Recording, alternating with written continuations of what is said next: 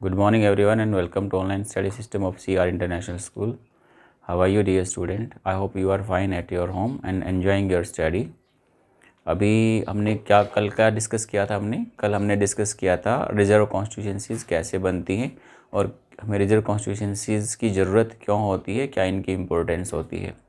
आज जो हम डिस्कस करेंगे आपका अगला टॉपिक डिस्कस करेंगे। हम लोग जो पढ़ रहे हैं आपके इंडिया के अंदर इलेक्शन प्रोसीजर कैसे होता है उसको हम लोग डिस्कस कर रहे हैं।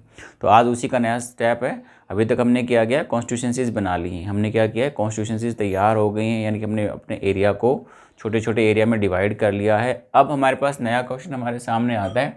आज हम डिस्कस करने वाले हैं वोटर लिस्ट के बारे में डिस्कस करेंगे। वोटर लिस्ट कैसे तैयार होती है और नॉमिनेशन ऑफ द कैंडिडेट कैसे किया जाता है। आज हम दो स्टेप क्लियर करेंगे आपके इलेक्शन प्रोसीजर के। सो वोटर लिस्ट के अंदर हमने पढ़ा कि we have decided about the constituencies. हमने कॉन्स्टिट्यूशंसीज़ को डिसाइड कर लिया है कि इतनी कॉन्स्टिट्यूशंस रहेंगी। जैसे मैंने आपको बताया था कि इंडिया के अंदर हमने डिसाइड कर लिया कि जो टोटल कॉन्स्टिट्यूशंसीज रहेंगी वो 543 रहेंगी। ये हमने कॉन्स्टिट्यूशंसीज को डिसाइड कर लिया है। अब हम डिस्कस करेंगे कि ये तो डिसाइड हो गया, एरिया तो डिवाइड हो गया, लेकिन अब इस पे इलेक्शन कौन लड़ सकता है या इसमें वोटर कौन होगा, who will be the voter, who can vote. अब यहाँ पे वोट कौन डाल सकता है। तो इसके लिए हमारे पास ये जो हमारा इलेक्शन कमीशन होता है वो एक लिस्ट तैयार करता है। उस लिस्ट के क्या क्राइटेरिया है आपका, we will going to talk about it. देखिए, इसके लिए हमारे पास इसको वोटर लिस्ट को जो हम दूसरा नाम देते हैं आपका, वो इलेक्ट्रल लिस्ट भी कहते हैं, इलेक्ट्रल रोल कहते हैं। Not electoral list, it is electoral roll. जैसे आपके अपने रोल नंबर होते हैं उसी तरह से इलेक्ट्रल रोल कहा जाता है इसको आपका। ठीक है, कि हर एक का एक यूनिक नंबर दिया जाता है आपका इलेक्शन आइडेंटिटी के लिए, और इसको हम लोग वोटर लिस्ट भी कहते हैं।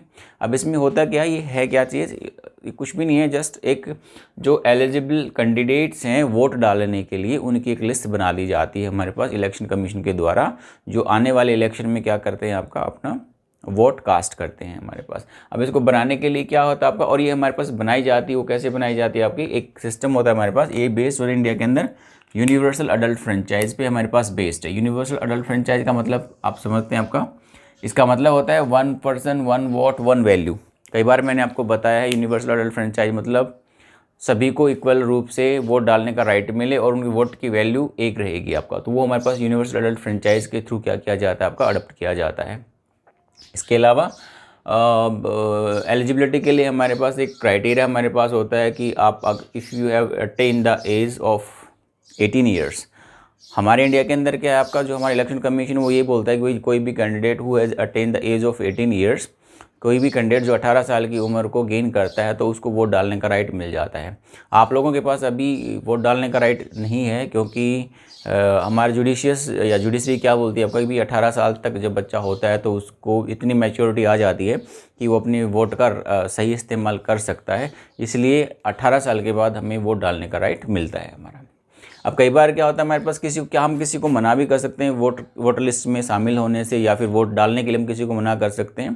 तो बिल्कुल हम लोग ये आंसर देंगे कि यस, हम लोग बहुत रेयर केसेस में ऐसा होता है कि कोई कैंडिडेट जिसका सीरियस क्रिमिनल बैकग्राउंड हो, बहुत ही ज़्यादा सीरियस क्रिमिनल बैकग्राउंड हो, और या फिर कोई ऐसा कैंडिडेट हो जो आपका अनसाउंड विद द माइंड, यानी कि पागल समझ सकते हैं आप लोग, या जिसको बिल्कुल ही समझ ना हो, तो उसको गवर्नमेंट के आपका राइट टू वोट से डिनाई कर सकती है। लेकिन ऐसा हमारे इंडिया के अंदर बहुत ही कम होता है कि किसी को राइट टू वोट से क्या किया जाए आपका, मना किया जाए आपको। इसके साथ साथ इलेक्शन कमीशन क्या करता है आपका, जब लिस्ट बनाता है आपका तो जो एपिक है वो तैयार करता है, एपिक प्रोवाइड करवाता है हर एक वोटर को। एपिक क्या होता होगा, इलेक्शन फोटो आइडेंटिटी कार्ड। जब भी आपका इलेक्शन होता है तो हम लोग इस कार्ड को लेकर इलेक्शन के जो बूथ होते हैं वहाँ पे जाते हैं और वहाँ पे अपना वोट कास्ट करते हैं। तो क्या हम एपिक के बिना क्या अपना वोट नहीं डाल सकते? जी नहीं, बिल्कुल ऐसा नहीं है। अगर आपके पास वोटर आइडेंटिटी कार्ड नहीं है तो उसके लिए सिर्फ आपका जो वोटर लिस्ट होती है उसमें आपका नाम होना चाहिए, और आप दूसरी कोई भी फ़ोटो आइडेंटिटी ले जा सकते हैं आपका, और उसकी हेल्प से आप अपना इलेक्शन के अंदर वोट कास्ट कर सकते हैं। तो ये नेसेसरी नहीं है, इट इज़ नॉट नेसेसरी कि आपके पास एपिक होना ही चाहिए, लेकिन कोई भी दूसरी आईडी आपके पास होनी चाहिए जब भी आप इलेक्शन डालने जाते हैं। तो ये हमारे पास हो गया। इसके साथ साथ क्या करता है आपका इलेक्शन कमीशन, क्या करता है हर 5 ईयर्स के अंदर, या जब भी इलेक्शन होने वाला है हर 5 ईयर के बाद या टाइमली, क्या करता है आपका हमारा जो ये इलेक्शन वोटर लिस्ट होती है उसको क्या करता है आपका, अपडेट करता रहता है आपका इलेक्शन होने से पहले, ताकि अपडेशन का कारण क्या है आपका, क्योंकि कुछ लोगों की जो डेथ हो जाती है उनको फेक वोट ना डले, इसलिए उनको हटाया जाता है, और कुछ नए बच्चे हैं जिनको जो 18 साल की एज अटेन कर चुके होते हैं तो उनको उसमें ऐड किया जाता है आपका, तो अपडेशन करते हैं हमारे पास। तो ये हमारे पास इलेक्टोरल लिस्ट है, सिंपली आपका ये हमारे पास तैयार की जाती है, आपकी यूनिवर्सल अडल्ट फ्रेंचाइज पे तैयार की जाती है। एज जो लिमिट है वो 18 साल है आपका। 18 साल का कोई भी, अगर किसी हमारे कंट्री में कोई भी सिटीजन अगर 18 साल का है तो उसको वोट डालने का राइट मिलेगा। हर एक को 1 वोट 1 वैल्यू मिलता है आपका। ये लिस्ट को हम लोग कंटिन्यूस अपडेट करते हैं ताकि जो फेक वोट है वो ना डाले जा सके, और जो लोगों को वोट डालने का राइट नहीं है उनको वोट डालने का राइट क्या आपका अवेलेबल हो जाए आपका। नेक्स्ट हमारे पास आता है आपका सेकंड था, अगला स्टेप हमारे पास आता है नॉमिनेशन ऑफ द कैंडिडेट। अब हमारे पास क्या हो गया, हमने एरिया डिसाइडेड कर लिया है, हमने वोटर लिस्ट तैयार कर लिया कि कौन कौन वोट डालेगा।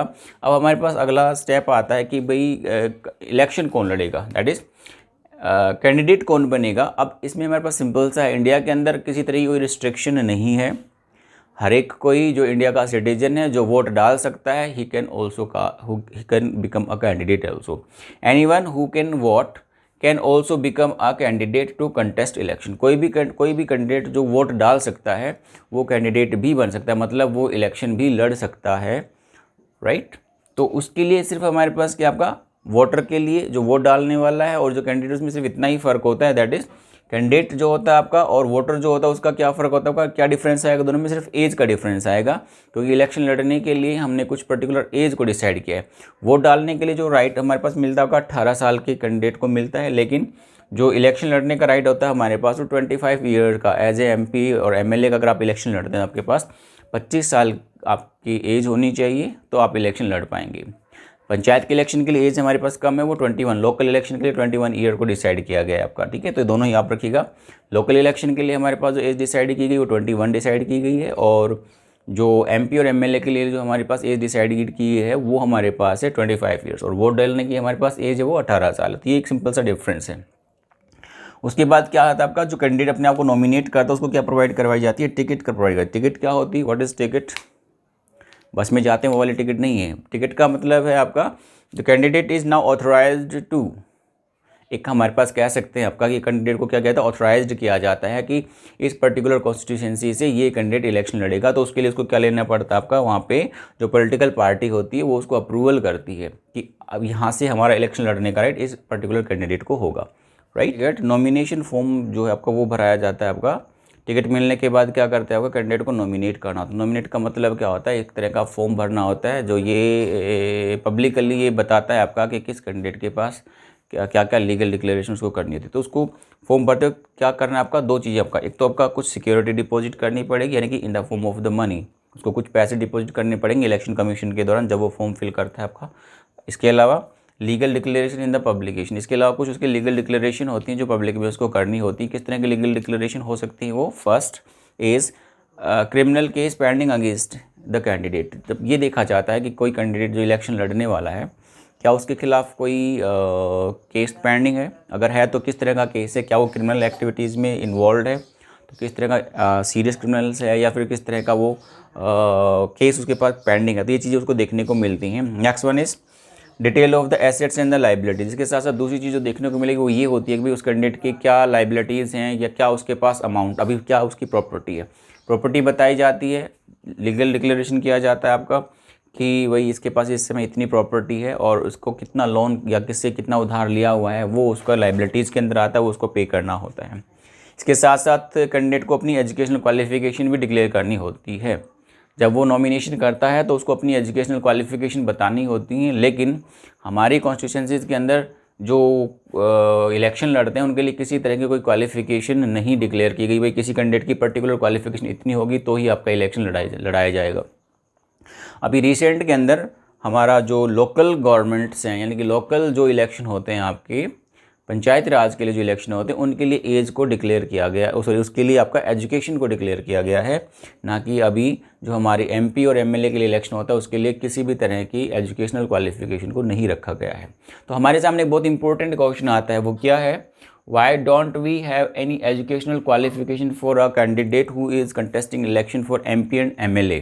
कि कैंडिडेट जो एमपी और एमएलए के लिए इलेक्शन लड़ रहा है तो उसको हम वोट उसको कैंडिडेट को किसी तरह की एजुकेशन क्वालिफिकेशन की ज़रूरत क्यों नहीं है? देखिए, इसके कुछ सर्टेन रीज़न है। इंडिया की जो सिचुएशन के हिसाब से अगर हम बात करें, इंडिया की पॉपुलेशन है उसमें अभी भी 30% लोग ऐसे हैं जो एजुकेटेड नहीं हैं, राइट। तो अगर हम एजुकेशन क्वालिफिकेशन पुट कर देते हैं तो जो डेमोक्रेसी का रूल है, क्या अगर anybody who is a voter can contest election as well, वो इलेक्शन भी लड़ सकता है। तो वो हमारा जो रूल होता है वो आपका वो ख़त्म हो जाता है, यानी कि राइट टू इक्वालिटी हमारे पास होता है वो ब्लीच होता है आपका। तो इसीलिए अभी तक जो हमारे पास एमपी और एमएलए होते हैं उनकी किसी भी तरह की एजुकेशनल क्वालिफिकेशन को नहीं रखा गया है। इसके लिए हम एग्जांपल ले सकते हैं, आपके बुक में दिया गया है, जैसे कि भाई अगर मान लो आपको क्रिकेट खेलना है तो क्रिकेट खेलने के लिए ऐसी कोई डिग्री नहीं है आपकी कि भाई ये डिग्री, आप डिग्री लेके जाओ क्रिकेट बोर्ड के पास, आईसीसी के पास, और बोलो कि देखो मेरे पास इतनी सारी डिग्रियाँ हैं और मैं एक बहुत अच्छा क्रिकेटर हूँ। तो ये कोई जस्टिफाई नहीं करता। किसी के सर्टिफिकेट ये नहीं बताएंगे कि वो अच्छा क्रिकेटर है।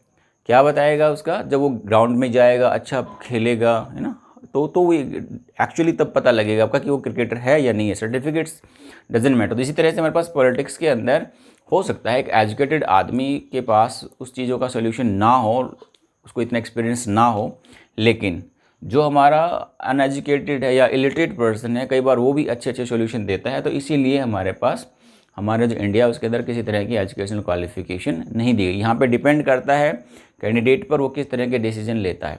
ओके, इसीलिए हमारे इंडिया के अंदर एजुकेशनल क्वालिफिकेशन को नहीं रखा गया किसी भी कैंडिडेट के लिए। तो ये हमारा सारा आज का 2 स्टेप हमने क्लियर कर लिया। आपका वोटर लिस्ट कैसे बनती है, किस किस को वोटिंग का राइट दिया जाता है और इसको कितने साल के बाद अपडेट किया जाता है। नॉर्मल सा 5 ईयर के बाद इसको हम लोग अपडेट करते हैं आपका। उसके बाद जब वोटर लिस्ट तैयार हो जाती है उसके बाद हम लोग डिसाइड करते हैं कि कंटेस्ट कौन करेगा, who will contest the election कौन लड़ेगा। तो उसके लिए पॉलिटिकल पार्टियां होती हैं, अपने कैंडिडेट्स को क्या करते हैं, आपका नॉमिनेट करती हैं। फ़र्क है वोटर और कैंडिडेट के अंदर सिर्फ इतना है, आपका जो वोटर होता है उसकी जो एज लिमिट होती है वो होती है 18 साल, जबकि जो कैंडिडेट होता है उसकी जो एज है वो आपका 25 ईयर। जो भी who has attained the age of 25 can contest election of MP and MLAs as well, right. इसके साथ साथ नॉमिनेशन करना होता है। नॉमिनेशन के टाइम में क्या करना होता है, आपका कुछ सिक्योरिटी अमाउंट देना पड़ेगा उसको। इसके साथ साथ कुछ लीगल डिक्लेरेशन करनी होगी। लीगल डिक्लेरेशन में हम लोग 3 चीज़ों को मेन लेके चलते हैं हमारे पास। एक, criminal cases against him, that is more important. Second is how much property the particular candidate possess and what are the liabilities on him, और कौन सी उनके पास लाइबिलिटीज़ है। इसके साथ साथ what is the qualification he is possessing, कौन कौन सी उनके पास qualification and what is his educational qualification, all these है। ये सारी चीज़ें उनको क्या करनी होती है, आपके डिक्लेयर करनी पड़ती हैं, right. So that is all, I hope you got it. ये सारी चीज़ें आपको समझ में आ गई हैं। अगर आपको नहीं आई हैं तो फिर भी आप एक बार मुझे कॉल कर सकते हैं या फिर व्हाट्सअप कर सकते हैं, और अपनी पढ़ाई को कंटिन्यू रखिएगा। That's all for the day, see you next time, bye.